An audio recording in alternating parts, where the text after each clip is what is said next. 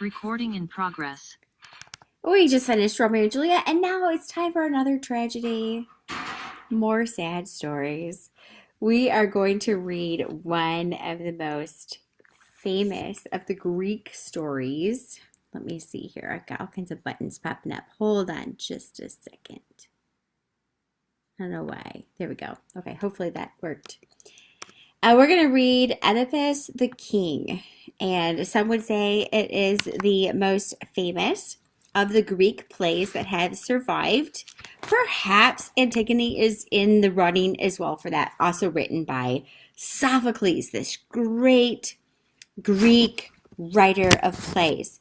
When I was in high school, I had to read Antigone, and I thought it was Antigone. I think it. I don't even know if I don't know at what point I discovered that it was Antigone. I don't remember too much else about that reading from high school. I've since read it several times and I love it. So if you like Oedipus the King, there is Antigone to read as well. It's a great one. I have a million copies. If you want to borrow one, you're welcome to. So my book looks like this. It is the translation by Bernard Knox, or Bernard Knox, however you say it. I actually have a uncle named Bernard, so I say it that way. Mine is red. As long as you get the translator, that's probably the best thing I can tell you. If you order it from Amazon, you might have gotten one that looks like this as well. Either one of these is going to be good. If you have a different edition of Bernard Knox, I'm not sure if there is one. He's the translator that we're going with. There are other translators. Maybe your mom and dad have said, hey, you're using this one because it's what we have on our shelf. Okay, but you might be off a little bit or confused about the wording that we use or that I use, as well as the page numbers. But these page numbers are a little off too. So I'm going to do my best to guide you through an introduction to Oedipus the King, also called Oedipus Rex. And this is a tragic story, another tragedy. It is quite short. You should be able to read it fairly quickly, but I'd like you to not read it fairly quickly. I'd like you to slow down, ask questions, take notes, notice things, notice images or motifs like blindness and sight. That's one that you should pay attention to. But before we dive into the book itself, I want to talk to you a little bit about Greek tragedy. So if you like acting, if you love being on the stage, you can thank Sophocles. He made many contributions to the world of theater. So thank you, Sophocles. So Greek tragedy, if you look at these masks, one is a smiley face, right? And one is a frown face. Well, we have comedy and tragedy, kind of the two forms, if you will, that you're going to see in Greek theater. Greek theater was extremely important to their culture, to their society. Before we dive into that, let's look at these story structures. If you've been with me in class before, you've seen these story structures. So the comic story structure, the form, the shape of the story is like a U. And every story that has a happy ending works this way. Even modern happy ending stories, they work this way. So the character's going to start here at the beginning, or the story's going to start here at the beginning with your status quo, right? Everything's good, everything's fine. And then something happens, a rupture that breaks the status quo. And then things start to unravel. What I'm thinking of right now off the top of my head is that movie about I think it's Alexander, the Horrible, No Good, Terrible. Like so many bad things start happening to disrupt the normal life that they have. And so what happens is the story starts to just spiral downward. It descends. It goes down to the bottom of the U, right? There are so many problems. Everything's messed up. But then in a comic structure, you get what's called the great reversal. Something happens that comes along and it changes everything. Things start to resolve. Relationships are brought back together. In Shakespeare, there's a wedding, there's a feast, right? Like you get this restoration at the end, and so you get a happy ending. That is the comic story structure. Comic here doesn't mean like necessarily ha ha, funny, funny. Comedy can show up, like funny moments can show up in tragedy as well. But the comic structure just means that there's a happy ending. acting to a story. Well, the tragic structure, and we just stepped out of Romeo and Juliet, so you're very familiar with this tragic structure, and it can have different variations, but generally in a Greek tragedy, what you're going to see, and in Shakespeare, like Macbeth, think of Macbeth. Like this is a classic example of this form, of this shape, right? You have a character who is falsely elevated at the beginning. So he goes up this shape of the U. He's elevated. In Macbeth's case, he murdered Duncan to become the king. So he becomes the king in a false way. Or somebody gains prominence or celebrity status or fame, right? And they're at the top. But then what's going to happen is you're going to have this descent and this disorder and this chaos that's going to happen. And a tragedy ends in death or isolation, separation from the community. That is just a standard plot shape.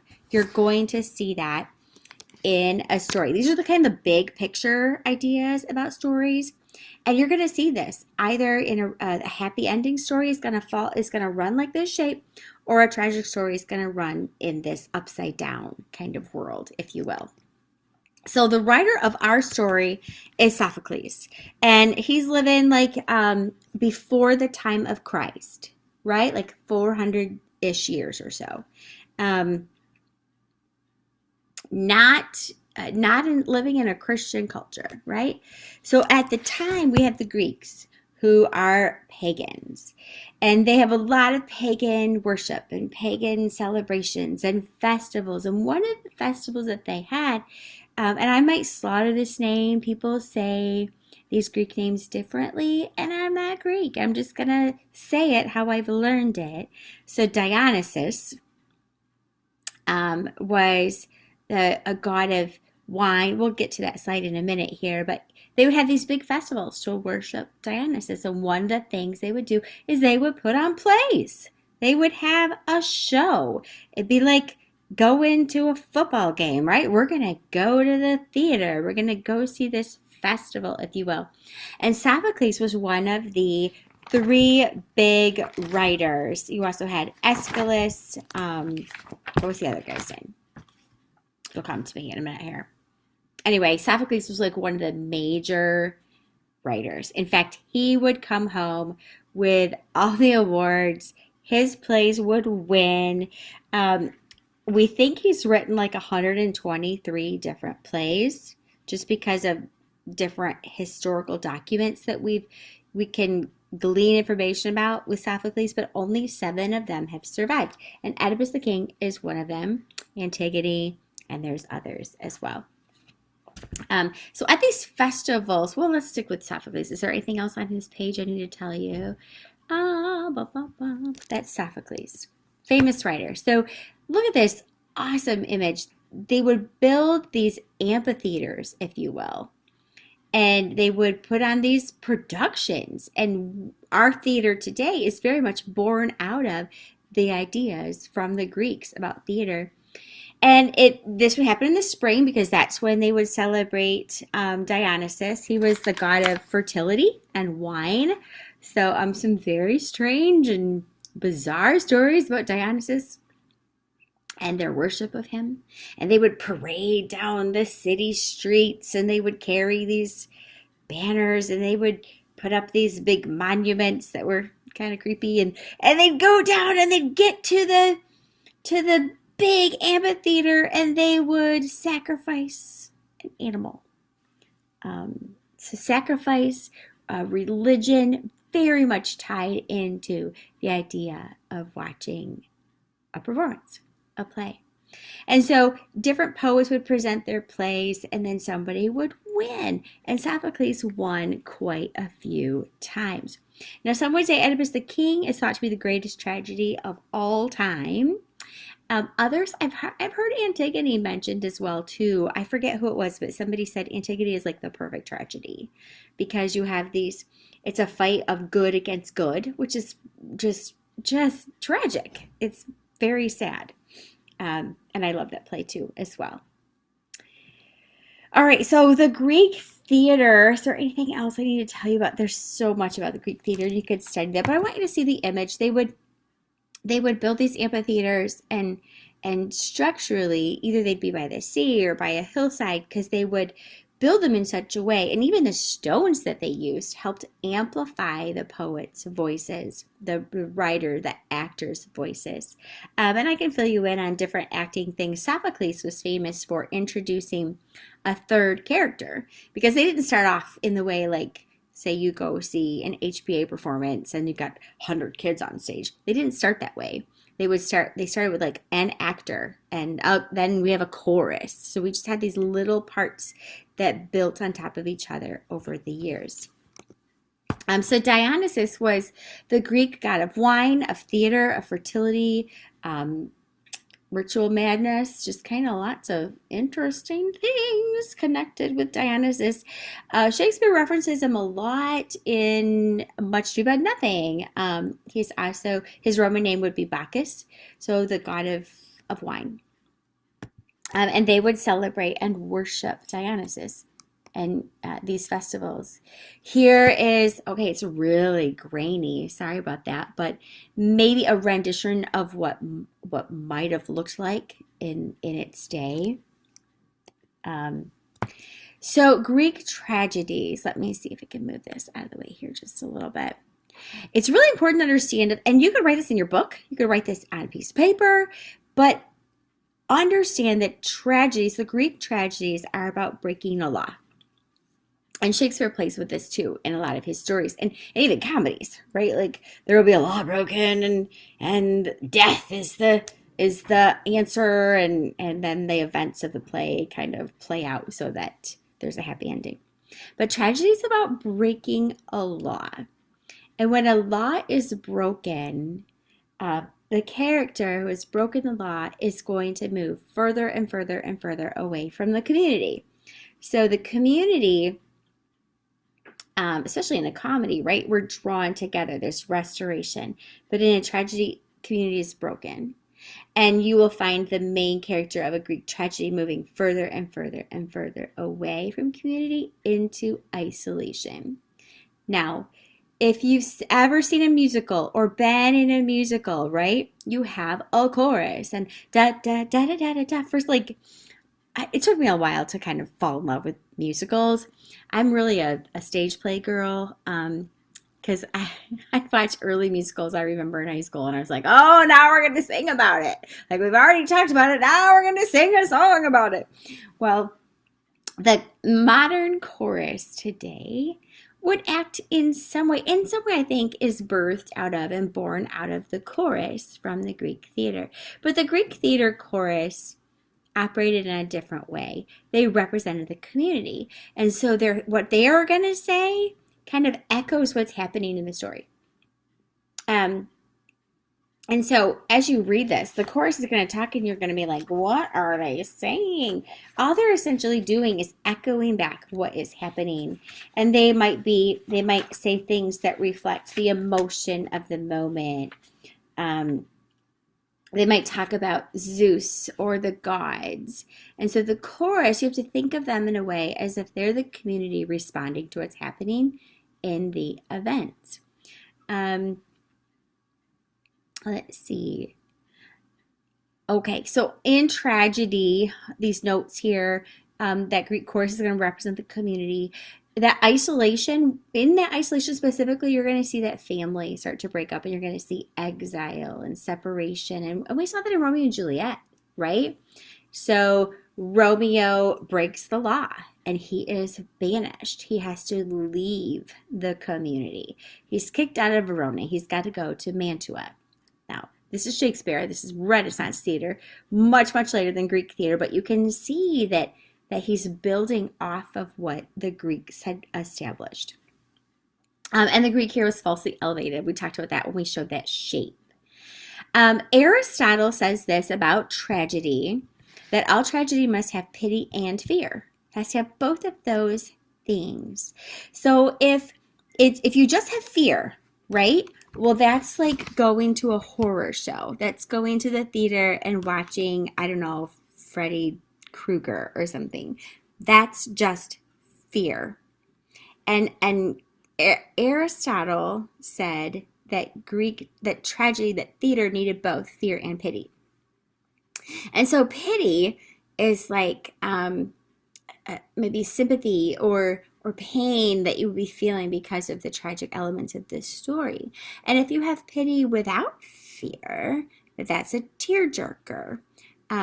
Greek tragedy has to have both fear and pity, and you're going to see that play out in Oedipus the King, this great story. Next slide, tragic heroes. So again, this is Aristotle. He's got some ideas about what a tragic hero is like. And he says that the tragic hero has to be of good and noble character. Like he's not the bad guy. He's not evil. He's not going to come into the scene and create intentional disorder and disruption. He's not motivated by any kind of ill will. And so at the beginning of this play, we're going to see Oedipus, and he's kind of a hero, actually, if you will.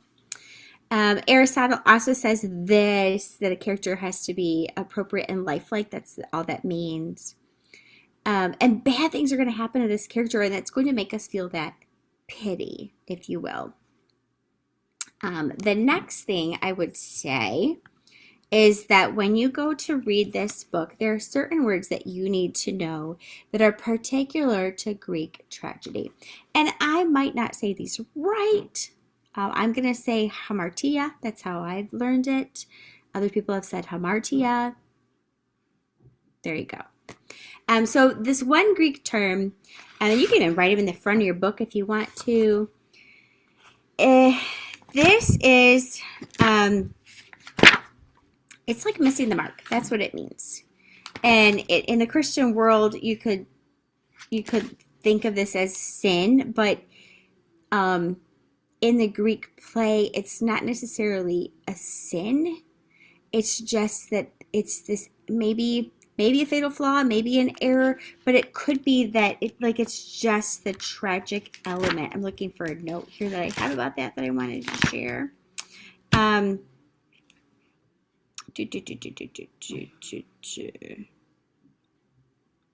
Okay, I can't find it. But this hamartia, it just means missing the mark. You're just not getting there. And it could be that something has happened that is completely out of your control, that you have not been involved in or participated in. I guess there's debate about this story about whether he brings about his own tragic end by either his pride, overweening pride maybe. We'll have to explore that as we read the story. Another Greek term that's important to note is inevitability, and that means that a disaster is coming and there is no stopping it. And maybe you feel that in Romeo and Juliet, right? Like it starts at the beginning and they are on a collision course, that it is going to end in tragedy. And as you start to read this story, you're going to find this town, this city of Thebes. And at the time, the Greeks were set up in different, well, we'll talk about that later, I guess. The city of Thebes is in disorder. It's in chaos. It's under a plague. Something very bad has happened, and that's what's brought about the plague. And what's going to come out as you read is that there has to be a sacrifice. Their king has been killed, and somebody has to atone for their sin that has happened in order to lift the plague. Interesting language, isn't it? But early on, you're going to read, there's a priest that's going to talk, and he's going to say that Thebes is like a ship rolling dangerously, that it is going to crash. So great imagery. I wonder if Shakespeare pulled that right out of this imagery in Romeo and Juliet, that navigational language. So peripeteia, that's how I've heard it, so I'm going to say it that way, has to do with tragic irony. And this story is full of irony. It's like the last thing that you expect to happen happens. Or there's just something that's going to well, I don't want to give away the story, but it's deeply ironic. And we'll talk about that as we read it. And then there's also a catastrophe in a Greek tragedy. That's this great reversal of fortune. In the beginning, Oedipus the king, he's on his throne. He's in charge. He's going to take care of the problem. And what can I do to help my people?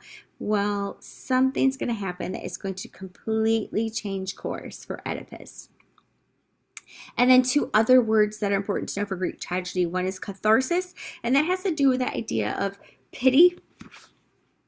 That a tragic play has to have that pity element, that we are going to watch this shipwreck unfold before us. There's nothing that could be done to stop it. And this idea of catharsis is deeply, has a lot of deep connotations to it. We can jump into that as we have our discussion. We don't need to go into a bunch of detail here.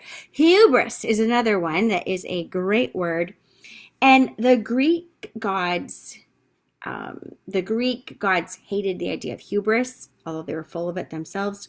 And it just is simply arrogance or excessive pride. And to what degree is Oedipus the king filled with hubris, excessive pride? At one point, he's going to say, I will save the city. I will do, I. He's going to talk about himself quite a bit. And the deep tragedy about this play is that Oedipus has to make a great big decision, and he doesn't have all the information. And that's true of Romeo and Juliet too, right? Like Romeo didn't have all the information.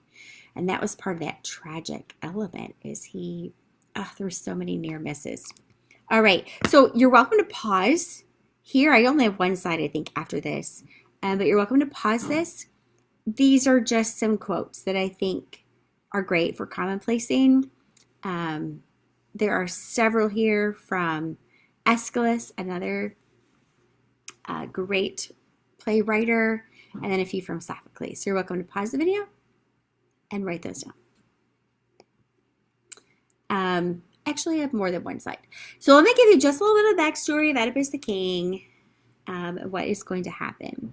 So Thebes, before Oedipus becomes king, is being tormented by a monster.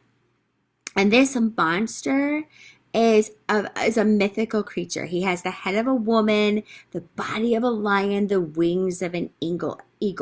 And he is merciless. Nobody can come in and out of the city without this monster destroying them. And so the people are stuck in their city, and they're under this curse, this oppression from this monster, and somebody has to solve the Sphinx's riddle before he will leave them all. And so if they can't solve the riddle, she, I think I said he. If they can't solve the riddle, then this Sphinx is going to eat the person. And so they are under this terrible kind of plague from the Sphinx. So what's the riddle? The riddle is, what has 4 legs in the morning, 2 in the afternoon, and 3 at night? I'll let you figure out the riddle and solve it. Don't Google it. See if you can figure it out. That's the riddle of the Sphinx. Well, nobody can solve the riddle except Oedipus. Oedipus comes along and he solves the riddle. And the word is on the street that whoever can solve the riddle gets to marry the queen. The queen, her name is Jocasta, and she's widowed. I've got this on this side, right? These are our 2 main characters, Oedipus and Jocasta. Jocasta was married to a king. His name was Laius, or Laius, however you want to say it, and he was murdered. And that's why this plague is on this city, I think. Okay, so he was murdered. It's been several years since I've read this play. I'm not speaking with great confidence, but I'm pretty sure that's what's going on. And somebody has to lift the plague, atone for this terrible deed that has happened. Well, Oedipus comes along. He's run away from his town in Corinth because of a terrible prophecy about him that he's heard. And he's run away because he doesn't want to fulfill the prophecy. Well, here he shows up in Thebes and he solves the riddle. So that means he gets to marry Jocasta. Ding, ding, prize for you. He becomes the king of Thebes. And so as we open this story, it kind of begins in media res, which means in the middle of things, right? There is some backstory. There's some history that we've got to learn as we read it. Why has Oedipus left his home of Corinth, where he's a prince? Could be the king someday when his father dies. What has brought him to Thebes? Who was Jocasta? Who was she married to? What was he like? There's a whole prophecy tied up there. So as you read this story, you're going to that will start to unfold a little bit. Okay. The characters, make sure you kind of use that in the beginning, that list of characters so that you kind of keep track of who is who. And then, of course, don't get, a lot of people get hung up on the chorus. And don't. Just take it slow, read it carefully. Remember that they're kind of like the community reflecting on what is happening. We are going to read up to a certain point for this week. And in my book, it's going to be page 31. If you have the yellow version of this book, it's going to be, I believe, page 27. That's written in Google Classroom. However, if you have a completely different translation, one, I'm sorry, and two, good luck. I will tell you the line that we're stopping at. So Tiresias is going to come in, and Tiresias is a blind priest. Prophet? Priest? Tiresias? Okay. It's been several years since I've read this story. I will be reading it along with you. Tiresias is blind, and he knows something that Oedipus isn't quite getting. It's right there in his face, and he doesn't know it. Tiresias is going to say something. He's going to say this. Oedipus kicks him out, essentially, like, leave, go. And Tiresias is going to say, I'm going, but first I will tell you what I came here to say. And I put that in Google Classroom. That's kind of the point. We're going to read up through Tiresias' speech, and then he's going to leave, and that's where we'll stop our reading. And when you come to class, we'll kind of discuss what's happened up to that point, and then, Lord willing, we'll read the rest of the play in class so we can kind of see everything unfold together, everything fall apart, and the tragic nature of this play. All right, God bless.